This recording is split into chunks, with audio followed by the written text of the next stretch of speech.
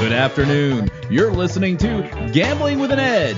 Now here are your hosts, Bob Dancer and Richard Munchkin. Good afternoon. Welcome to Gambling with an Edge. I'm Bob Dancer. And I'm Richard Munchkin. Today we're talking to CS, who's primarily a slot player and slot tournament player. CS, welcome to Gambling with an Edge. Thank you for having me. All right. So how did you get started gambling? What, where, and when? So I've been gambling most of my life, and like so many other poker players, during the boom, I watched Chris Moneymaker win the WSOP, watched a lot of poker on ESPN, and thought, okay, I can do that. So I signed up for Party Poker, Poker Stars, Full Tilt, etc., and just got to grinding cash games, heads up, sit and goes, and I immediately did really well.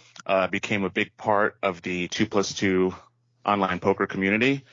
And did very well for myself online, grinding Supernova, almost making Supernova Elite on Poker Stars, until Black Friday 2011 happened and regulated poker or unregulated poker got shut down in the U.S.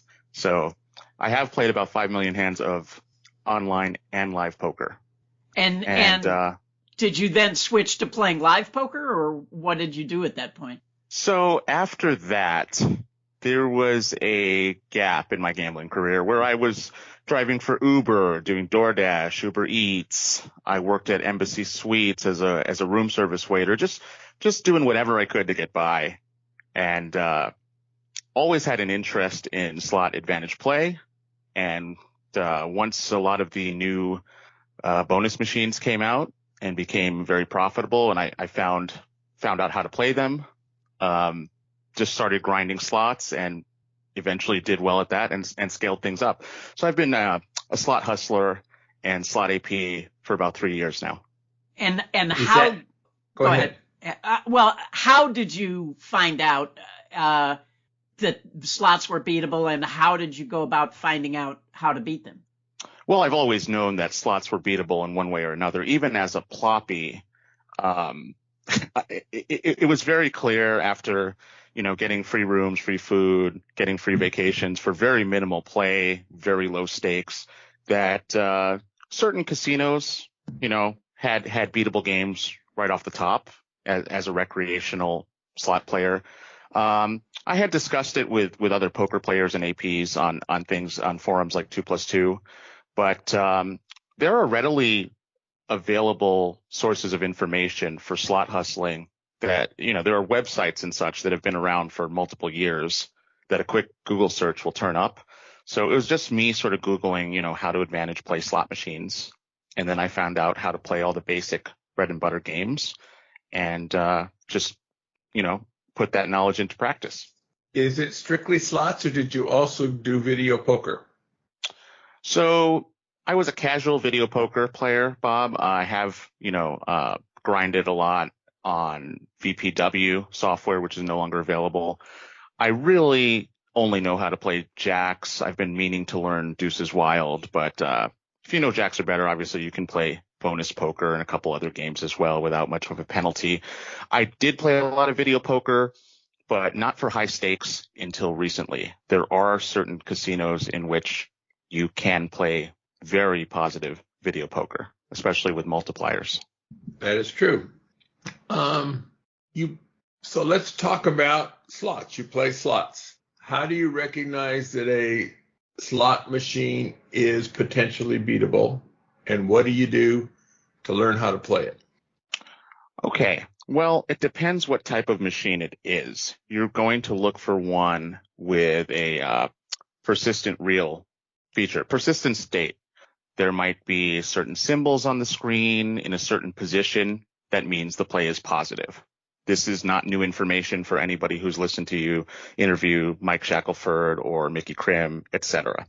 So obviously all of those well-known games are beatable, and new games are being released every day, which might have certain elements like those, but they also might be honeypot AP traps where they don't exactly play the same way.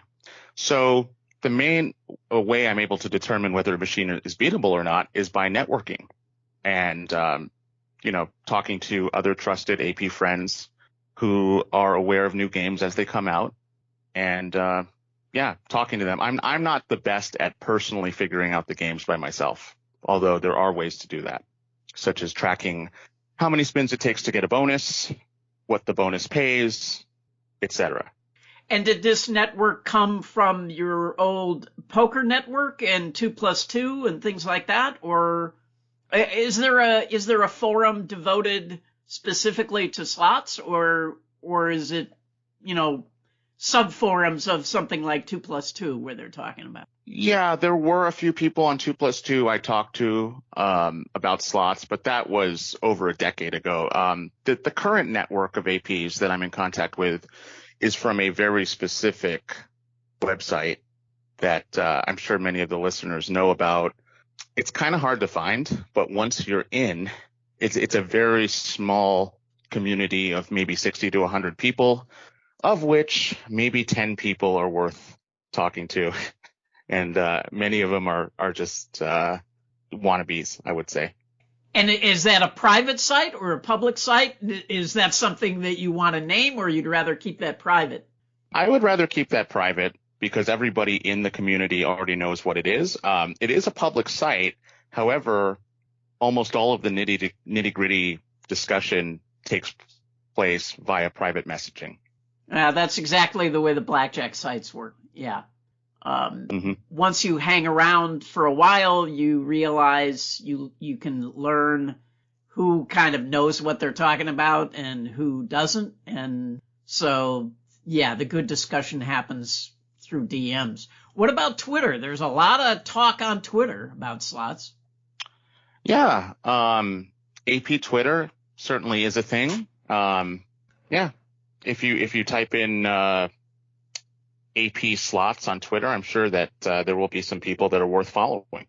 Good. To find a playable slots, you need to do scouting. What are some hints on the right way and the wrong way to scout?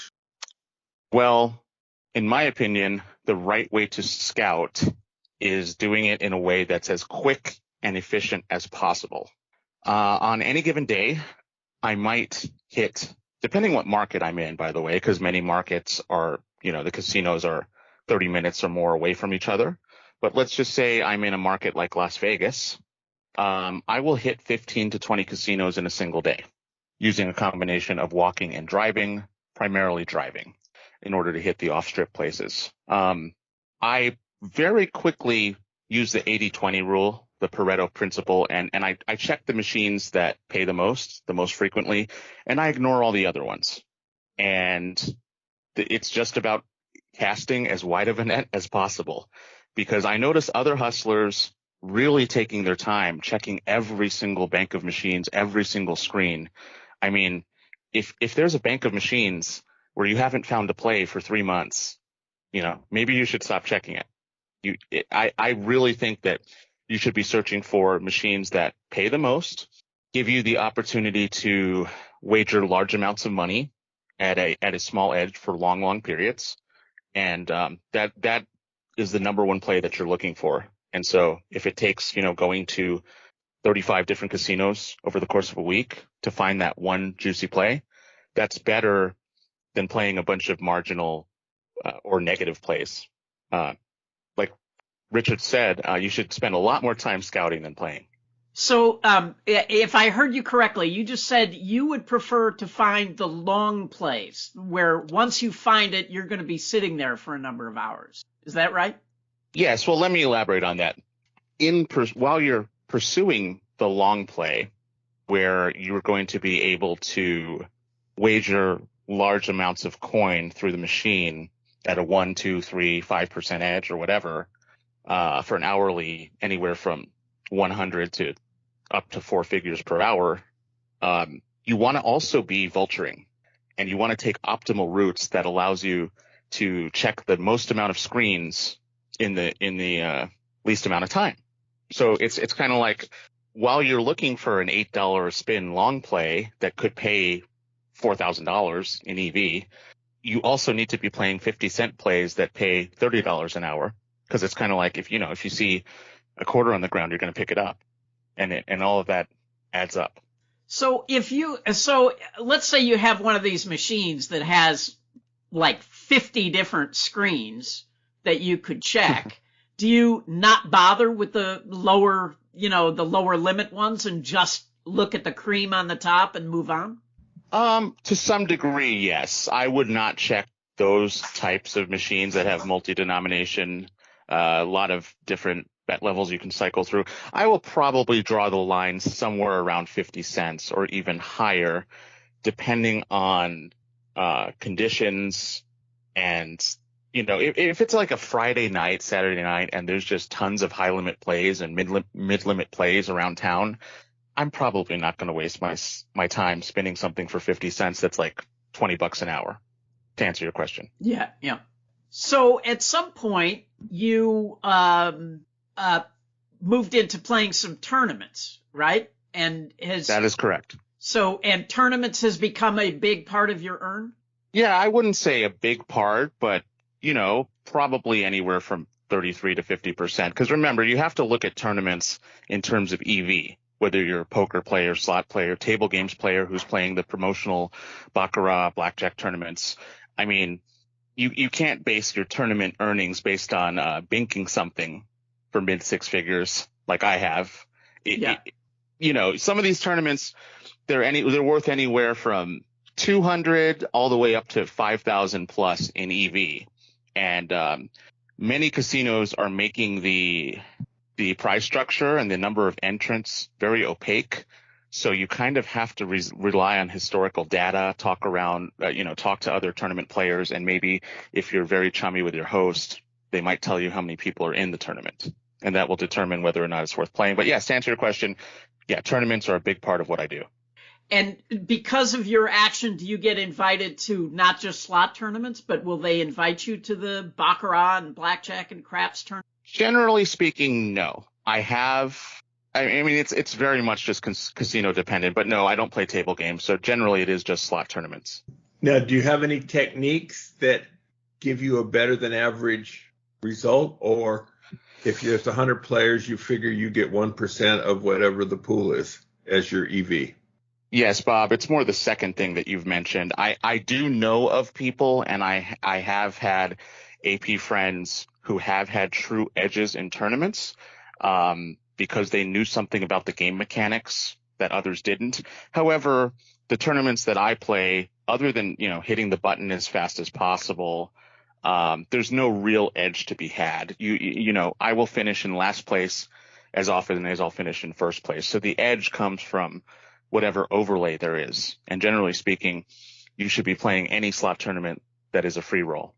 Well, that has a prize big enough. $100. Yeah. Then, above, let's say it's worth $200 in EV, but it's only going to take 2 hours of your time. I would say that's probably worth playing. However, if it's one of those deals where they're going to hold you hostage all day and there's 3 or 4 rounds and a lunch break and it's only worth 200, now it's only worth, 40 an hour, I'll probably pass on those. Do you ask to be invited to tournaments? Generally speaking, no. In fact, I have been invited to tournaments before. I've gotten a front end mailer or email communication and then tried to register for them. I asked my host, or I've called VIP services at whatever casino it is, and they've said, sorry, you don't qualify, or this one's sold out. So even if you get invited for one, there's no guarantee that you're going to be able to play it unless your action continues to be large prior to the tournament. But yes, I have once or twice been invited last minute to a tournament that I otherwise didn't receive a mailer for. Now, there's both Caesars and MGM on the Strip with multiple properties. Both of those offer mailers based on average theoretical. So let's say today you decided to play Caesars because maybe you had an offer. Would you play all the Caesars properties until you got the requisite amount done, or would you switch to MGM? In other words, are you trying to maximize your mailer, or are you trying to maximize today's income even and mailers be damned? That's a very good question, Bob. And early on, I would have said, okay, well, if I'm going to trigger a gaming day at Caesars because they have a juicy slot tournament coming up next month, I might just focus on getting invited to that, knowing full well that MGM has some, there's a lot of ploppies in town and there's a lot of vulturables nonstop and the hourly might be higher. Depending how good the tournament is, I will focus on getting invited to the tournament. But these days, I prefer cash over free play. I would prefer to not play break even stuff to get invited, and I'd rather just make cash. But it's personal preference. Whatever makes sense for you, it's whatever's higher EV, and life EV matters. I mean, whatever's going to cause you the least amount of stress and help you sleep better. And for me, generally, it's having 10 to 15 winning days in a row, which is achieved by keeping my variance low. Well, and by if you're visiting 30 casinos in a day or something, that helps as well. It sounds like you're really, really out there putting in the hours. Yes, I am. And what's interesting is there's been multiple studies by scientific studies that say you are most fresh and effective for the first 4 hours of your shift. So that's not to say I only work 4 hours a day, but I'll have a nice solid lunch and then get to grinding for 4 hours, then take a nice 1.5 hour break to just mentally recharge, have another meal, watch a little TV, whatever, and then go out hard for another 4 hours. Because I find after the fourth hour, there's diminishing returns mentally. It also gets very discouraging, being out there and sticking to your guns of not playing anything, let's say below 105% EV, if we're talking long plays. Because obviously the short plays, we're talking double digit or triple digit edges. But what I'm saying is I will pass on all the marginal stuff, but that means there's a good 2 to 3 days a week that I don't play anything and I make no money those days. But, on the fourth day, I might make like $3,000. So it makes up for it. So, a lot of, I don't know about a lot. I don't know what the number is, but some of the casinos are now barring slot players. And so have you been barred? Have you had any bad barrings? And what do you do to try to disguise what you're doing? So I thankfully have not been barred anywhere yet. I have had a few close calls, especially when I was first starting out. Generally, I would avoid going into any high limit rooms unless you are simply taking a quick glance at the big plays that don't require actually checking the screen. If you are checking the screen in a high limit room, you are just asking to be 86th. And I know of people who have been 86 just for doing that. Now, in terms of longevity, which is generally the name of the game, if we're talking anything AP related, there are ways to avoid having the casino know that you're a big winner. And anyone listening to this knows how to do it, but it's not something I want to go into detail on air about. Right. But a lot of the barrings that I hear about are guys who do what I call playing the piano. They go in and start pushing buttons, going through screen after screen after screen. So you're saying you just avoid that only in the high limit rooms, but you will do that out on the main? Yes. I won't be as aggressive as some. For example, do you really want to check a screen, right in between two ploppies and get in their space and annoy them? Yeah, a lot of the time you have to do that. That's sort of an edge. Otherwise, someone more aggressive than you is going to do that and take the $50 in equity that's on the screen. But there are certain shops that, that have a lot more heat for vultures, where you simply cannot check screens or play the piano. Otherwise, it's instant trespass, basically. But I will say that most casinos, there seems to be very little heat for slot hustlers. So it's just a matter of this is where networking helps, talking to other hustler friends who will tell you, hey, be careful at this one spot.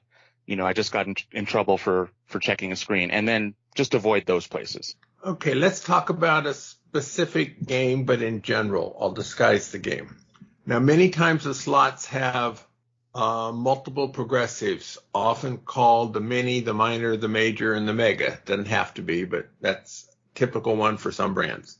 Presumably you have a strike number, meaning that if the mini is at least 12, it's a play. If the minor is at least 19, it's a play. Something like that. Those particular numbers I pulled out of my ass. They don't relate to any current game that I know about. Now, once you have these strike numbers, how do you figure out combos? Meaning maybe the mini's at 10 and the minor's at 14, but together they're probably a play until one of them is hit, even though neither one are specifically a play now. How do you deal with that? Well, as I've said earlier in the interview, I am not the best person to ask about how to deconstruct machines and track spins and all that stuff. But thankfully, I am friends with some people who are former slot techs, who are geniuses and have photographic memories. But the answer is, in order to determine combo plays with certainty, you would need access to some very specific information that's extremely hard to find. So barring that, it's just a matter of networking and talking to your closest friends. Maybe one guy's a little bit loose, one guy's a little bit tight, one guy's dead on. So you kind of ask around with people who have given, you good information in the past. And I can give you a rather specific answer, Bob, using made up numbers for a game that might be similar to the one you're talking about. Let's say that the orange number by itself, 70, is a play. And the white number by itself, 30, is a play. A combo of 50-40 could be a play, and you simply quit when worse. That means after you hit either of those meters, the play is over.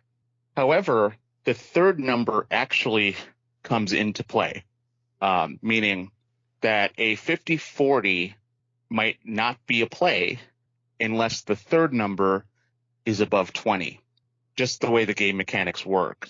And the other thing is software updates do happen.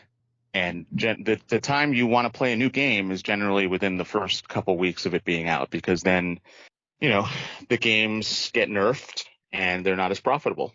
But to answer your question, I am not the best at personally deconstructing the games, but thankfully I know people who are, and it's just, I provide them valuable information about slot clubs and, how to play specific amounts to get certain invites, kind of a thing. And then they're happy to trade me information on new games.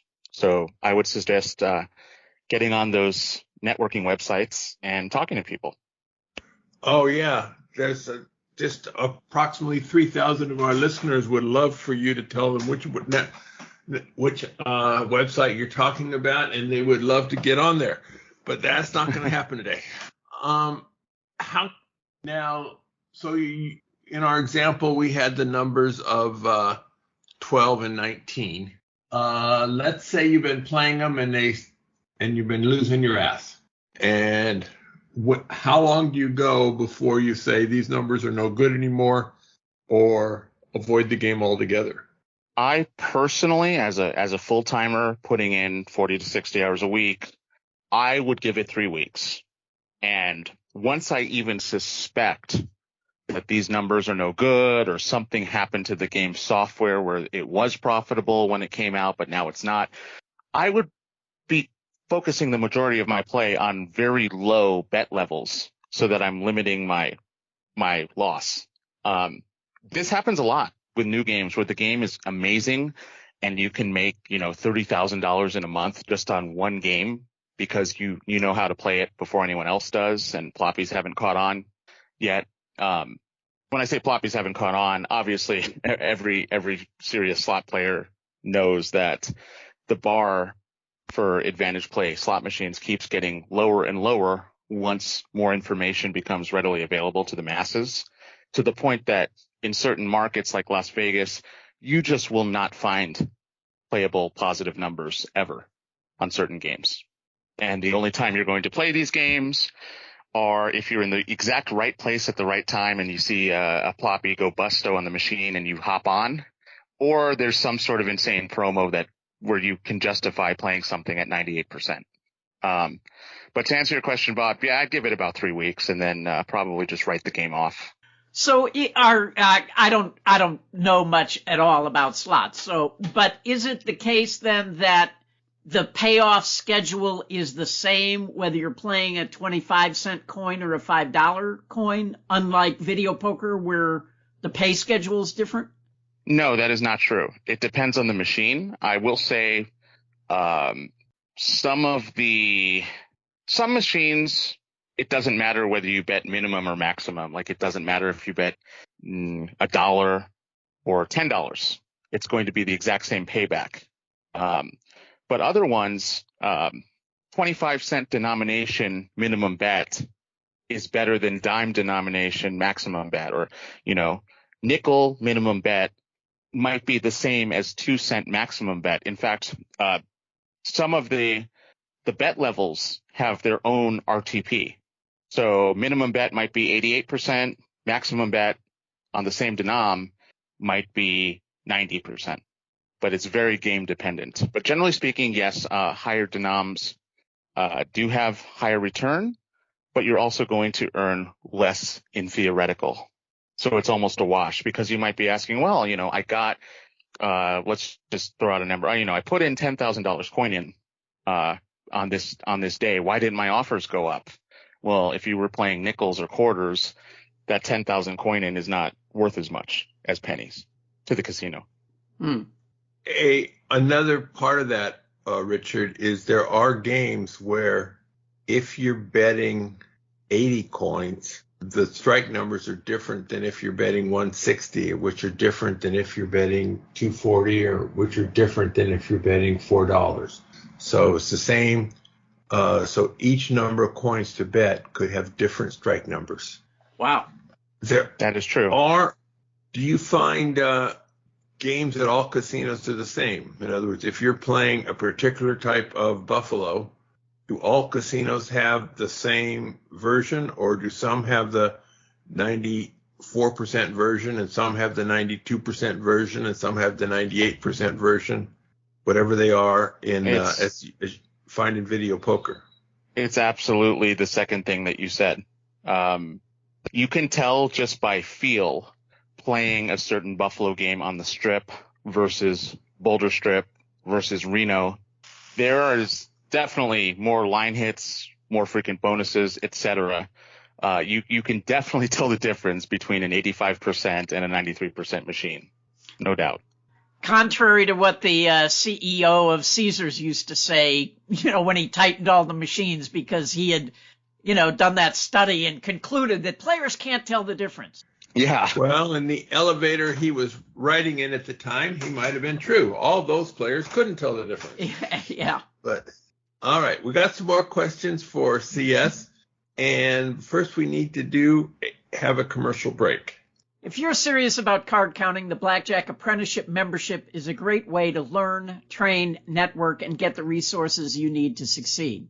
We've had quite a few guests on Gambling with an Edge who exclusively trained and got their start through Blackjack Apprenticeship.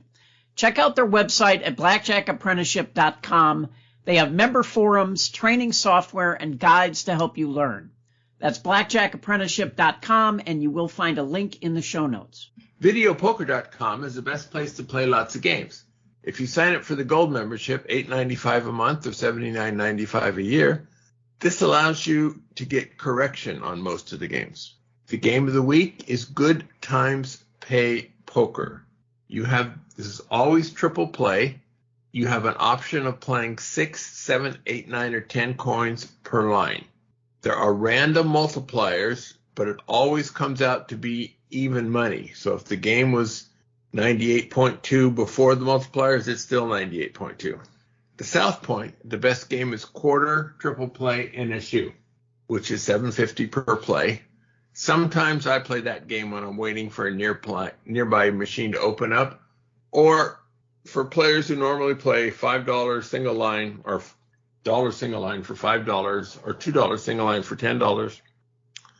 Triple play quarters is Super Times Pay is about the same amount of money played, and it's a lot more fun to play the triple play version than it is to play single line version. If you're interested in getting an edge at sports betting, then unabated.com is a great resource. Founded by frequent Gambling with an Edge guests, Captain Jack and Rufus Peabody, unabated.com is designed for both new and experienced sports bettors. Their real-time odds screen, tools, and calculators take a lot of the guesswork out of trying to quantify your edge.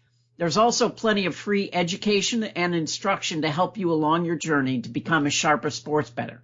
You can currently take advantage of a 7-day free trial to decide if premium membership at Unabated is right for you. All right, we're back to CS with CS. One type of advantage slot machines are called must-hit buys, and there's a ton of varieties. But let's say one of them might have 3 meters. One of them must be hit by $50, one by $500, and one by $1,000. Do you have strike numbers for all of these of a particular type, or do you collect data each time to figure out how much the meter is rising with each coin added? So I do have some predetermined strike numbers that I'm a little bit flexible with, depending on the major minor combo. So let's say the major is at 49.30 and the minor is at 4.55. If I normally wouldn't take the major until 49.40, depending on the meter rise and the hold of the game. I mean, there's formulas that have been published for decades. They're published on Wizard of Odds, Mike Shackelford's website. I mean, basically, the games you're asking me about, Bob, are not actually my area of expertise. I have played a few of them. But to answer your question, the 2 meters in conjunction, if you're talking about combos and adjusting your numbers, I mean, yes, you can, but only very slightly. I generally only have one target strike number, and what the other meter is at doesn't really factor into my decision a whole lot. Okay. Let's say you're one of the games you like. If the minor progressive is at 24, you know it's a play. And you come across one where the minor is at 30, which of course makes it a nice play. But there's a guy sitting there quietly. You ask him if you can play the machine. And he says he wants to be a 50-50 partner because the $8 per hand cost of the game is too much for his bankroll. So I assume something like this has happened to you. What do you do? Yes, this has happened many times, especially when I was starting out. So I'm going to answer the question in 2 ways. First, I'll just give general advice, and then I'll say what I will do specifically and why. So general advice is I do not think it's a good deal for you to chop the play with the person who is camping or sitting on the machine presumably with no money in it. That's basically just a free roll for them, and there's always a chance that they could just screw you. If you win, obviously if you win, they get half, but if you lose, it's no risk to them. So that's not a good deal. What I would do is offer to buy the play off of them for a reasonable but small amount. And I have noticed that in the past when I used to do business with these people, these types of people, they would generally accept my first offer for a fraction of what the play is actually worth. Now, my new answer is casinos do not take kindly to people just sitting on a play and not playing the machine. And another thing is, if you do business with said individual once, it's going to be very hard to get rid of that person in the future. They're going to follow you around every casino, ask you about plays, see if they can extract any knowledge from you, and, ask you for money, things like that. So I generally would just move on, say no thank you, give them some acknowledgement, move on, and you never know, they might be gone 20 minutes later. So that's my new policy. So speaking as an outsider, what about the idea of, calling over a slot supervisor and saying, hey, I'd like to play that machine, but there's a guy who won't get out of the chair and he's not playing? Yes, you certainly can do that, and I've done that a number of times. and I mean, does security that generally have will kick them out. long-term? Oh, they will. Okay. Yeah, but the problem is you don't want to be seen as a problem. You don't. I wouldn't do that more than I wouldn't do that more than once in 6 months per casino, because they're going to remember you and they're going to say, why is this person always calling security and trying to get someone off of a machine? This is weird. We should look into this guy. It's shady. So I mean, you can do it, but I would do it very, very sparingly. Now, as you go around, you get to know other players who are checking the same machines you're checking. Now, some of them are, and they're part of your team, as it were, but others you've never seen before. When this happens, do you follow them around to see what other machines they're looking at? Absolutely not. I mean, that's a great way to make an enemy. And I know that would really piss me off if someone did that to me. I know it pisses off other hustlers and high-level APs when someone is stalking you, following you from casino to casino to try to see your route, exactly what screens you're checking, the states of the machines you're playing them. I would just make sure that I lost them, that I got them off of my trail. But no, I would advise against doing that, because that's a good way to make an enemy, in my opinion. Do you ever sort of put things in neutral when you see somebody following you, like check machines that are just random, or make them think that you're not doing what you... Not really, just because I value my time so highly. I could, throw them off the scent a little bit temporarily, but then that's cutting into my bottom line. But, I might do that. I have done that before when conditions are not great and I'm not too busy. Because in the, table games world, there have been numerous situations where known APs have entered a casino that we were in, and we basically just called the play off and left rather than have them see us play.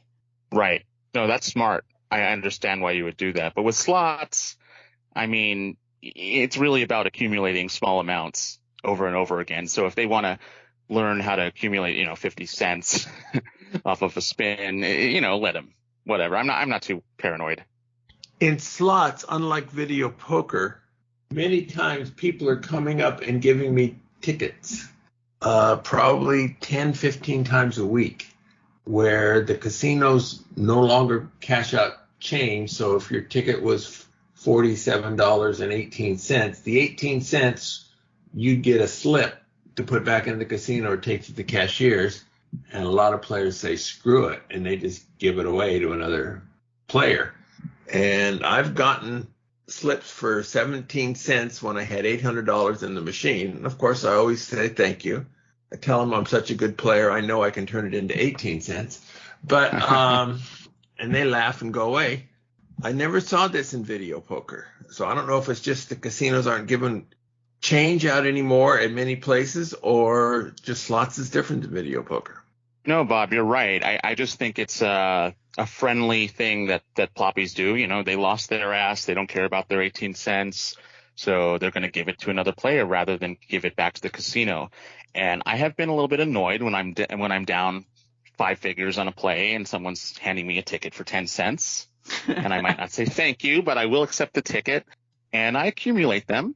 And I will go to the casino cage and cash out a big stack of them once a week. And the cashier might be a little bit grumpy when they scan all of the tickets, but it's their job to Can't you just give me add my it? money. Can't you just add the 18 cents to the machine you're already playing? I can do that too, depending on how fast the bill acceptor is. Might get a little time consuming.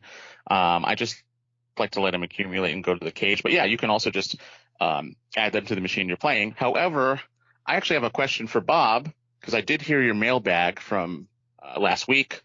Bob, as you know, you always run the risk of filling up the box of the machine every time you put in a bill or a ticket. So you mentioned that you could tell if the bill validator was almost full just by the sound. Yes. How can you tell? What sound am I looking for? Yeah. That's it? Yeah. Well, it's grinding. It's a grinding sound. And there's, depending on which generation of bill validators you're talking about. So You'll have to record them, Bob, and we'll play them on the air. Well, you never know when it's going to happen. I'll keep an ear out for that. It used to take 600 bills, and I don't know if they're bigger or smaller now. And but you play enough, you'll experience it. And some did they just go believe me, I have experienced it. One time I was on a machine that was going to pay off between $3,000 and $5,000 for the major jackpot, and I was very, very close to hitting it. But when I initially sat down, I didn't make a large enough ticket, so I had to put more money in to spin off the play.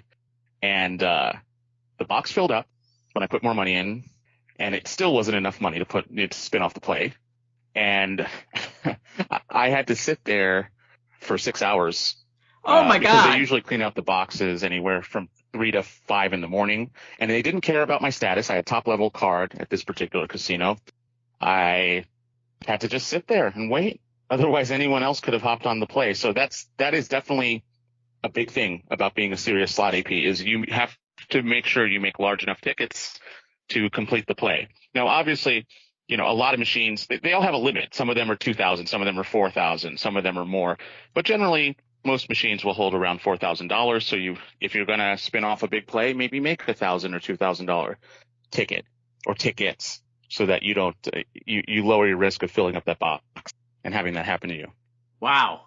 So many casinos will let you buy tickets from the cashier when you start. So like you could take them, don't take them 10,000 because that'll generate paperwork. But you might take them, right, 6,000 or so, and ask if you could have 3 $2,000 tickets. And usually they say yes, and it's much faster. Yes, you can do that, or something less time consuming. Just use the adjacent machine. Maybe when you hit a bonus in the machine that you're playing, use that time to generate more tickets. Build more tickets on a machine that's nearby. Good idea. Now you have, when sometimes you might have 2 or 3 floor attendants just talking with each other, waiting for something to happen, and then they'll go do it. Would you scan the buttons at a machine, check levels right in front of them when they had nothing to do, or would you wait till that wasn't the case? Yes, Bob. Can you please repeat the question? The connection just cut out for some of that. Okay, I don't know if I can. I wasn't listening to what I was saying. All right, assume there are 3 slot attendants who are chatting, waiting for something to happen where they're needed. And right in front of them is a machine which you would like to look at the numbers on to see if it's playable or not. Would you go up and check the various screens of that machine while 3 slot attendants are 10 feet away? The answer is it depends. It really depends on the culture of that casino, how bored they are, how many or how few ploppies are in that shop at that given time, because some of these slot attendants have nothing better to do than to watch you, and you can generate a lot of heat doing something right in front of someone, because a lot of these slot attendants don't like slot hustlers. But generally speaking, yes, I will do it right in front of them, but only at shops in which I have gotten 0 heat and shops that give you a long leash. Other ones, I wouldn't even go near the machine. Because as you know, there's certain machines where you can look at certain numbers without cycling through every possible bet level. Yes. But so maybe I would do that very, very quickly, but I wouldn't cycle through. It just depends, like I said, how busy the casino is and how bored these suits or slot attendants seem to be. So I've heard these stories about people where there have been literal fistfights over a machine where people are arguing, I was waiting for it before you, or, this kind of stuff.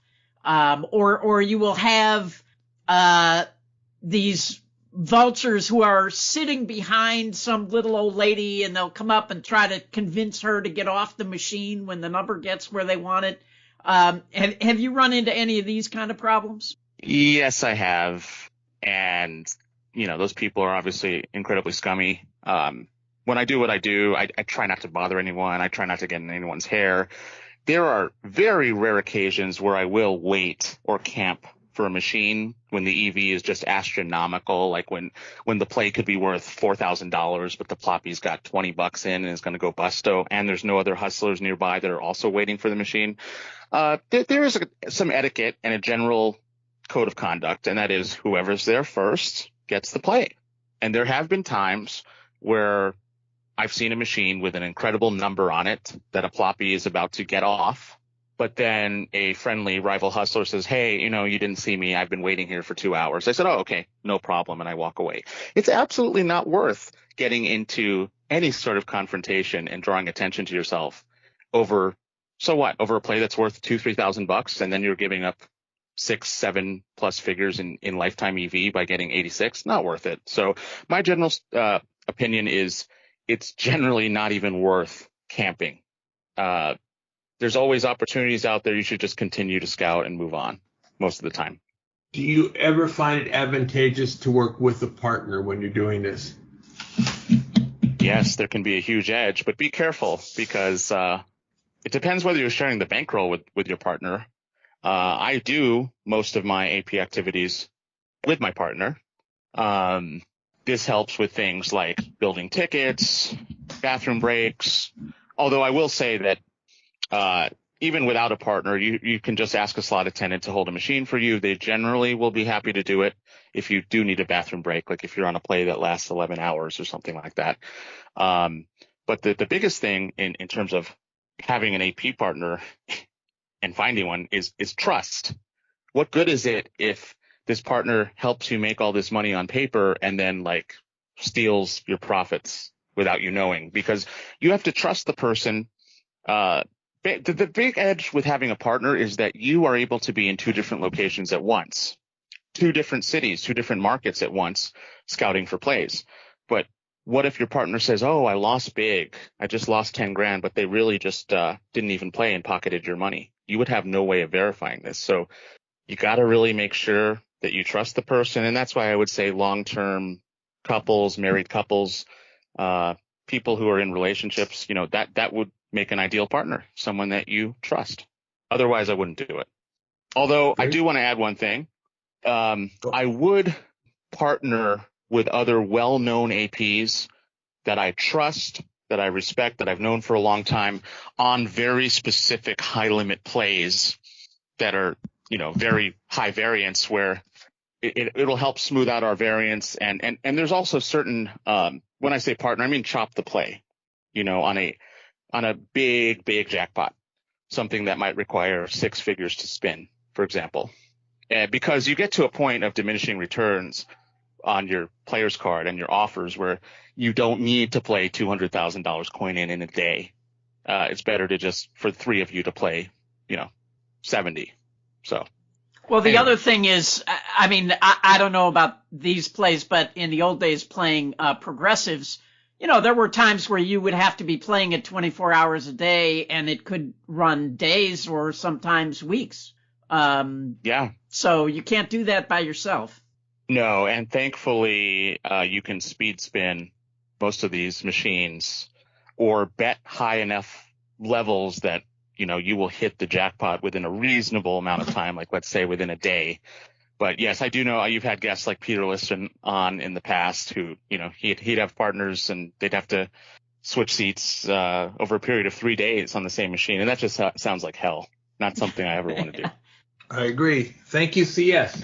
This has been informative. We've not talked this much about advantage slots in the past. I'm sure there are lots of people who would like to talk to you. Are you interested in being contacted, or would you rather not? At this time, I would say rather not, but people who already know me know how to get a hold of me. I would also like to thank everybody who's helped me along the way. You and Richard providing invaluable, just general gambling and life advice. I've been listening to your show since it came out, since it was on the radio. I'd like to thank guys like Mickey Krim, who have shown people like me that it is indeed possible to make a living playing slot machines. And of course, everybody in my network and real life friends I have in different markets. But I will say one thing. Some of my best AP friends, I don't even know their name. Yeah. We just chat online. And that's how I like it, you know. So. I have that happen all the time. Somebody will say, do you know Sam Jones? And I'll go, I have no idea, because maybe I know him as like Jimmy Two Fingers, Right. and I have no idea what his real name. So Exactly. Very good. Thank you very much. You're welcome. At the end of our show, we have a recommended section. Richard, do you have something to recommend to our audience today? Yeah, I'm not going to recommend a Netflix week. So we talk a lot about our various health things, and I'm always looking for non-carbs. And my son has found this breakfast cereal called Magic Spoon that is not made out of carbs, and it's high in protein, and there's no sugar in it. So, usually I eat eggs, but it's good to have something else that is not, like a wheat cereal. So, yeah, it's called Magic Spoon. There are various different flavors that all taste really good to me. And so, yeah, that's my recommended. If you're trying to stay away from, carbs and sugar, try it out. Magic Spoon. Very good. It sounds portable. So you can take it with you in your luggage and stuff easily. All right. The book I want to talk about is Daniel Silva's latest novel called The Other Woman.